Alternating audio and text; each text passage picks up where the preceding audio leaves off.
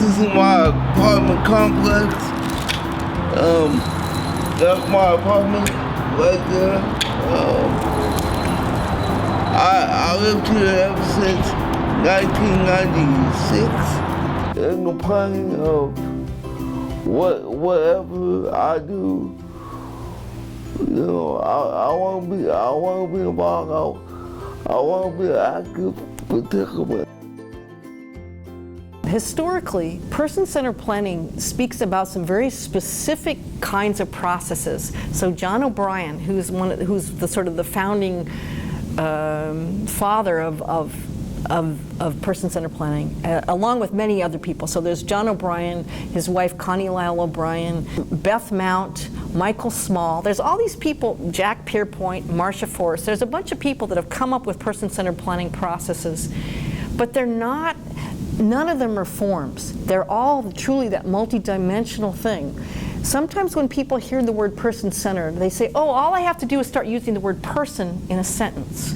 Or I have to, refer to them nicely and look at them directly. So I say, Bob, what do you want to do? And they think that they're being person-centered. Well, they're having maybe a person-centered conversation, but to me that is not a person-centered process. If we look at information, really that's what you're talking about. If we're looking at information, either graphical or written information that represents an experience, if we look at it in that way of this is something because we need to track, then it only serves one dimension of an experience or of the work when we're engaging people.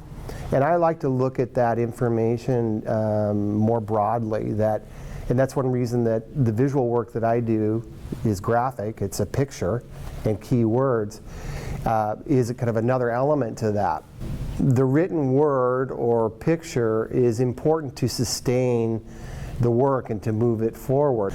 And so if we don't spend time clarifying with the person their hopes and dreams ahead of time, then I think we're just taking kind of shots in the dark. We don't really know fully what will work.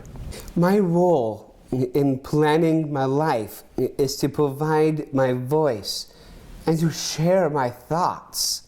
It is important to have support that I need. I call this support my yes team. It's a very positive experience, and it should always be positive. It's our job as a community to figure out how to make his life work for him. This is your college application, and this is your application for the diversity scholarship.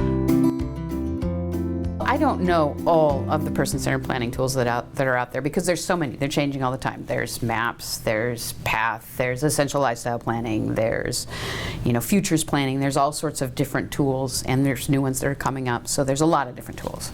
My Life Plan is a new tool that families can use. It's a really exciting app. It's based on a person-centered planning approach. So there's different questions to look at each stage and different ages a person may be in their life, and it really focuses on their hopes and dreams. It's a printable document, so they could do it before their assessment and help the family look at the bigger picture so they can look at how can services support those hopes and dreams.